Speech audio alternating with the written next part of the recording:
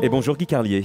Bonjour Marco, bonjour Julie, bonjour à tous. Et vous revenez bien sûr donc sur la triste nouvelle que nous commentons depuis ce matin. Mais oui, c'est vrai, depuis ce matin, on ne cesse de vous parler de la terrible nouvelle qu'on a apprise hier. Et pourtant, le week-end avait commencé par des éclats de rire. D'abord, on avait beaucoup ri avec ce courrier accompagné d'une balle de fusil reçue à la mairie de Chantilly destinée à Éric Woerth. On avait ri parce que l'histoire de la lettre de menace accompagnée d'une balle de fusil, c'est un grand classique des mauvais conseillers en communication. Tout le monde sait que les types qui commettent des attentats n'envoient jamais de lettres de préavis. Puis surtout, tout le monde sait que depuis toujours, des cinglés envoient des lettres de menace aux gens connus. Alors il faudrait enfin qu'on connaisse le nom du conseiller en communication d'Éric Woerth qui n'a que des idées nulles. Vous savez, bon, c'est du mauvais esprit. Il faut quand même le surligner déjà, en rouge. Conseiller au ministre d'utiliser le mot lapidation pour marquer des esprits. C'est lui qui avait proposé aussi de faire pour Match des photos au pied d'une montagne qui marquait la frontière entre la France et la Suisse. Et là, après la balle de fusil dans l'enveloppe, on attend avec impatience sa prochaine idée qui enfoncera un peu plus Éric Woerth. Ce week-end, on avait beaucoup ri aussi à la fête de l'UMA avec le discours du nouveau secrétaire général du PCF, Pierre Laurent. Heureusement, son nom était écrit en gros devant son pupitre, oui, parce que personne ne le connaît. Alors j'ai écouté son discours, je vous dis tout de suite, ce n'est pas un tribun. Le type bute sur les mots, il savonne, il bafouille, mais enfin on a quand même compris qu'il présentait le candidat du PC à l'élection présidentielle, un nommé André Chassaigne. Alors, vous vous souvenez des films Don Camillo? Eh bien, Chassaigne, c'est Pépone. Le maire communiste dans le film, la même physique, la même moustache.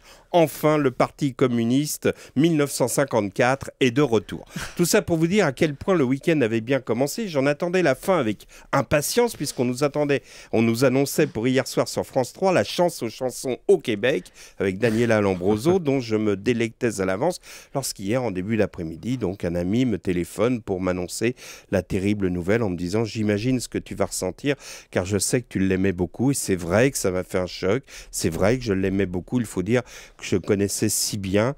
Je peux même dire qu'il était mon ami, Cabrol.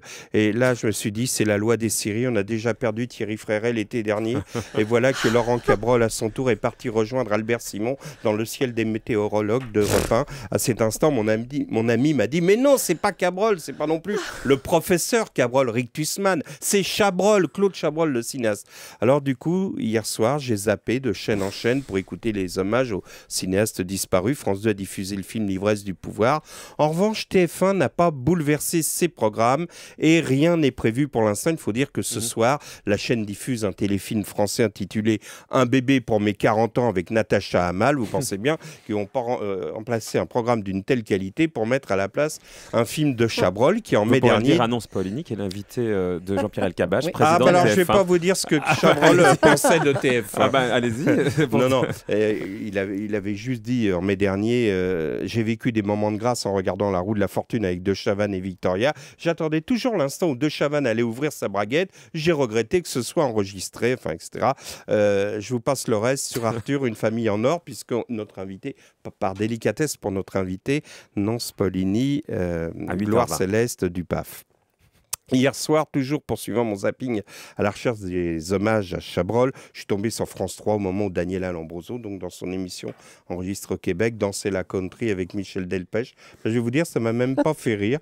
Et juste avant de m'endormir, un dernier tour sur les chaînes d'infos et la dernière image d'André Chassaigne, donc moustache péponesque, chemise grise, accent à la Aimé Jacquet, truc travailleur, enfin le retour des communistes à accent qu'on avait perdu depuis Jacques Duclos.